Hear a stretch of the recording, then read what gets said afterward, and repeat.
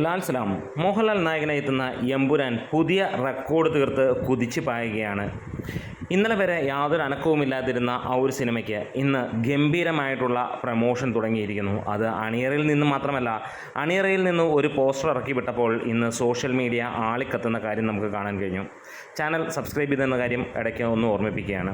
നിങ്ങളുടെ സഹകരണമുണ്ടെങ്കിൽ എത്രയും പെട്ടെന്ന് 10,000 സബ്സ്ക്രൈബേഴ്സിലേക്ക് നമ്മൾ എത്തുന്നതായിരിക്കും. ഇവിടെ L2 എമ്പുരാൻ എന്ന സിനിമയുടെ പുതിയൊരു അപ്ഡേറ്റ്. കാരണം പലരും ഇത് മറന്നുപോയിട്ടുണ്ടാകാം. കഴിഞ്ഞ ഏതാനും ദിവസങ്ങളിൽ ആകെ നമുക്കുള്ള ഒരു അപ്ഡേറ്റും ഇത് മാത്രമായിരുന്നു. പക്ഷേ ഇന്ന് എല്ലാവരും ഈ ഒരു അപ്ഡേറ്റ് അല്ലെങ്കിൽ ഈ ഒരു റെക്കോർഡിനെ കൈയൊഴിയുകയാണ്. അത് വേറെ ഒന്നുമല്ല, ബുക്ക് മൈ ഷോയിൽ നമുക്ക് കാണാൻ കഴിയുന്നു ഇതിൻ്റെ ഇൻട്രസ്റ്റ് എത്രത്തോളമാണെന്നുള്ളത്. കഴിഞ്ഞ ദിവസം 103K ആയിരുന്നുവെങ്കിൽ 2 ദിവസം കൊണ്ട് 140Kയും കടന്ന് മുന്നോട്ട് പോവുകയാണ്. ഒരുപക്ഷെ നിങ്ങൾ ഈ വീഡിയോ കാണുന്ന സമയത്ത് 150K കടന്നിട്ടുണ്ടാകും.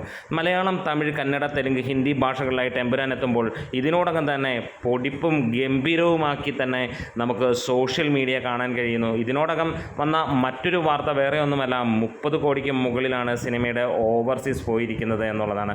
അത് തന്നെ അതിഗംഭീരം. നിമിഷങ്ങൾക്കുള്ളിൽ ഗോകുലം ഗോപാലൻ ഒന്ന് കൈവച്ചു, അവിടുന്ന് വണ്ടി പറക്കുന്ന കാര്യമാണ് നമുക്ക് കാണാൻ കഴിയുന്നത്. എന്താണേലും പുതിയ ഒരു അനൗൺസ്മെൻറ്റിന് വേണ്ടി നമ്മൾ കാത്തിരിക്കുന്നു.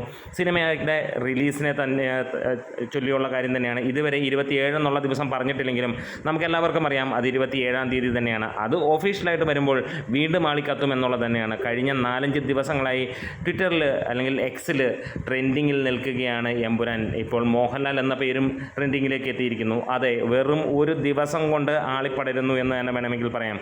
അത്രയും ഗംഭീരമാണ്. ഇതിനോടകം തന്നെ ഈ ഒരു സിനിമയ്ക്ക് കിട്ടിയിരിക്കുന്ന ഹൈപ്പ് ഒരു 1.5 എന്ന് പറയാം.